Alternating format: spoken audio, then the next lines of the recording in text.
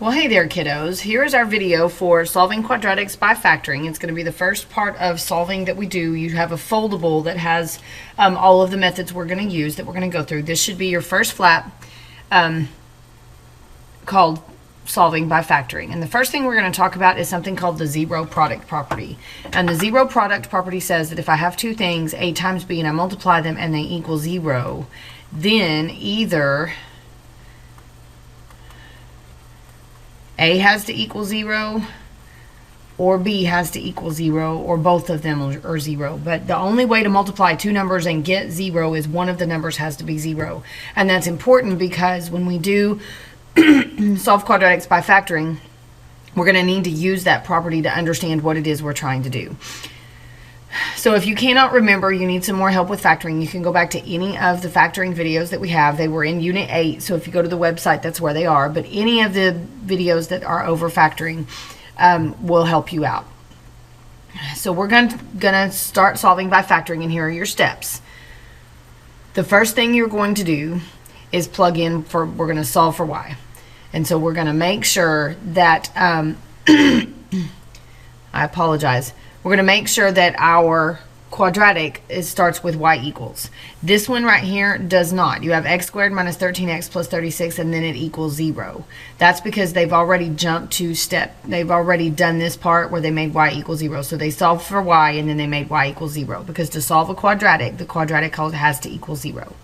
So now we're going to factor this side right here, this x squared minus 13x plus 36. Well, the first thing we usually do is we multiply this first number times this last number. Well, in this case, it's the same thing. So we're going to get the number 36, and I need two numbers that multiply to equal 36 that when I add them make negative 13, which means that both of my numbers here will have to be negative, because two negatives when you multiply make a positive, and two negatives when you add them make a negative. And so we're going to list our factors of 36. Negative 1 and negative 36, those do not add up to the right number. Negative 2 and negative 18, those also don't add up. Negative 3 and negative 12, nope. Negative 4 and negative 9, there are your two factors.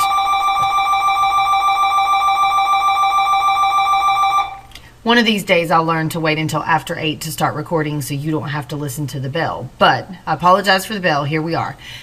There are my two numbers, negative 4 and negative 9. And whenever your quadratic that you're factoring has a 1 in front of the x squared, you don't have to draw the box. You don't have to do the grouping method. You don't have to go through any of that. These two numbers become your factors. Because if you do the box, that's what you're going to get anyway. If you learn this shortcut, it'll make things faster. This x squared, it just has a 1 in front, which means my factors are right here. So my two factors are going to be x minus 4 and x minus 9. And together they have to equal 0. And this is where that zero product property comes in, because what I have is x minus 4 times x minus 9 equals 0. So in order for my answer to be 0, either x minus 4 has to equal 0, or x minus 9 has to equal 0, or both of them do. And so I take both of them. I take each factor, the x minus 4 and then the x minus 9, and I set them equal to 0, and then I just solve for x. I'm going to have two answers to this problem.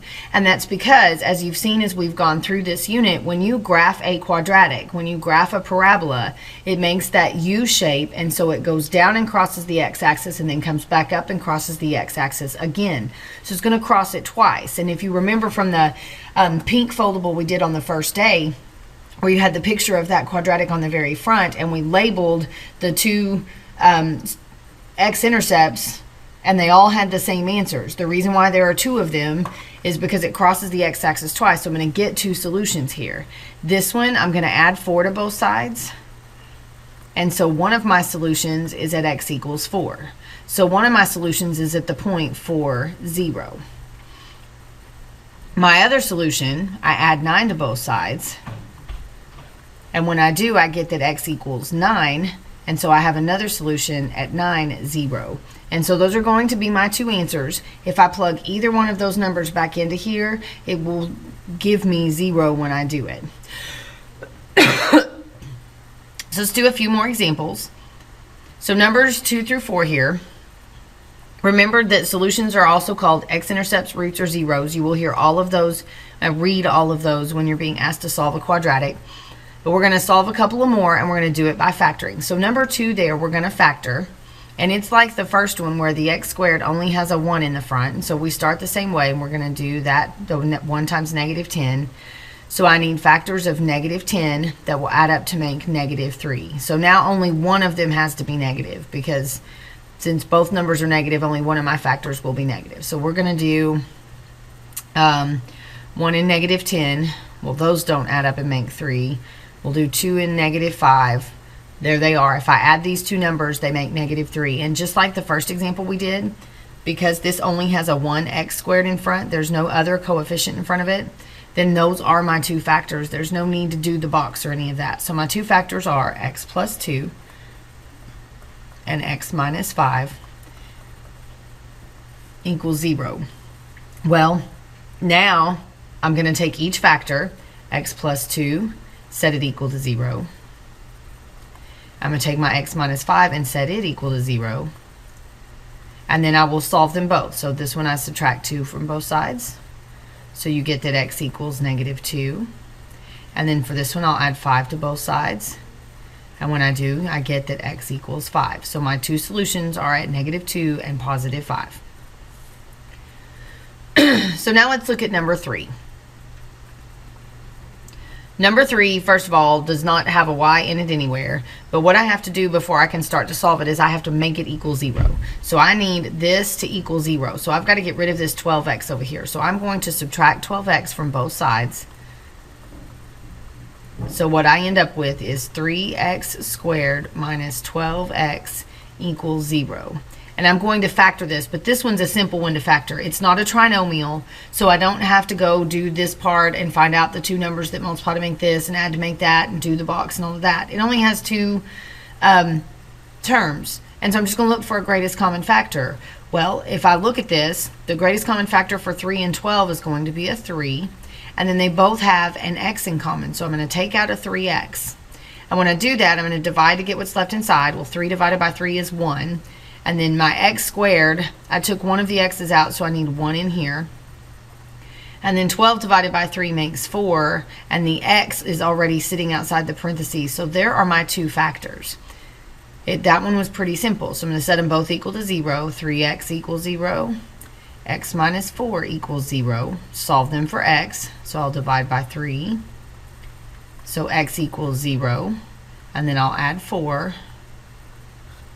So I get that x equals 4, and there are your two solutions. So now let's look at number 4. Because of all of the ones that you have, this one's going to require the most work. So you might actually even need to have an extra sheet of paper out, because I don't know how much room you'll have here. So we have this quadratic right here. The first thing I need to do is make it equal 0. So I'm going to add this 17x to both sides. And I'm not going to show it all the way because I want to make sure I have plenty of space. But I'm going to tell you I'm adding 17x to both sides. So this becomes 6x squared plus 17x plus 5 is equal to 0. And then I have to factor what's left here. Well, I can look. 6, 17, and 5 do not have a GCF. So all I'm going to have to do is multiply the first times the last, which gives me 30. And I'm going to do this up here so I have space. So I need numbers that multiply to 30 that add to equal 17. So 1 and 30, well, those aren't it. 2 and 15, well, 2 plus 15 makes 17. So here are my two numbers. So now here's where I go to the box method or the grouping method, whichever you prefer. I'm going to group because it's what I like. If you don't like grouping, then use the box method as I do this. They should give you the same answer. So I'm going to group. So I have 6x squared plus 2x plus 15x plus 5 is equal to 0. And I grouped as I went through that. All I did was split this middle term into these two numbers. And I got the 2x and the 15x from my factors of 30 that add to make 17. So now I'm going to do the greatest common factor. So this first set of parentheses, the greatest common factor for 6 and 2 is 2. And for x squared and x, they both have an x. And then I divide to get the rest. 6 divided by 2 is 3. And I still need one of the x's. And then 2 divided by 2 makes 1, and the x is already taken care of, so it becomes a 1. And then the greatest common factor for 15 and 5 is going to be a 5. But they don't both have an x, so it's just the number. And then 15 divided by 5 is 3. I keep the x. And 5 divided by 5 is 1. And that equals 0. And so my two factors are 2x plus 5 from right here, and then 3x plus 1, because that's what was in the parentheses, and they both match, so we're good. So there are my two answers. So in order to get what my solutions are, I'm going to set them equal to 0. 2x plus 5 equals 0, and I'm going to solve. So I'm going to subtract 5, so 2x equals negative 5. And then I'm going to divide by 2, and when I do that, I get negative 5 over 2. If you want to go ahead and divide that out and tell me that it's negative 2.5, that's acceptable as well, but the fraction is an okay answer. And so then we have 3x plus 1, we make that equal 0. So we subtract 1, we've got 3x equals negative 1. And when I divide both sides by 3, I get that x equals negative 1/3. Please do not divide that out and make a repeating decimal. If you divide that out and then tell me the answer is negative 0.333 with a bar over the top, I'm gonna probably deduct some points, because you can't graph a repeating decimal. I can, however, graph negative 1/3. I know where that is on the graph. So now we're going to work backwards for a couple of problems. For number 5 and 6, you are given the roots. I'm telling you what the roots are, and I want you to go back and find the quadratic. So we're going to do number 6 before we do number 5, because 6 is an easier question. For number 6, they're telling me that x equals 2 and x equals 5. Well, so that's what I know. And I'm going to start over here. I know that x equals negative 2, and I know that x equals 5.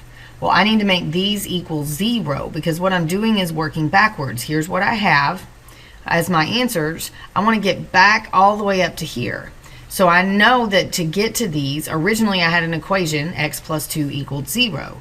So I'm going to make both of these equal 0. So I'm going to add 2 to both sides. So I get x plus 2 is equal to 0.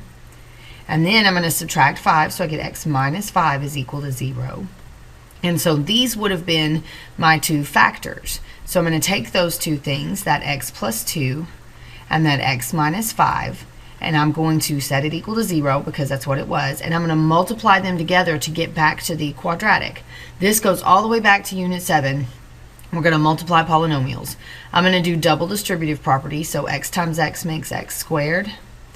X times negative 5 is negative 5x. 2 times x makes plus 2x. And 2 times negative 5 made negative 10. That's equal to 0. And then I can combine these two.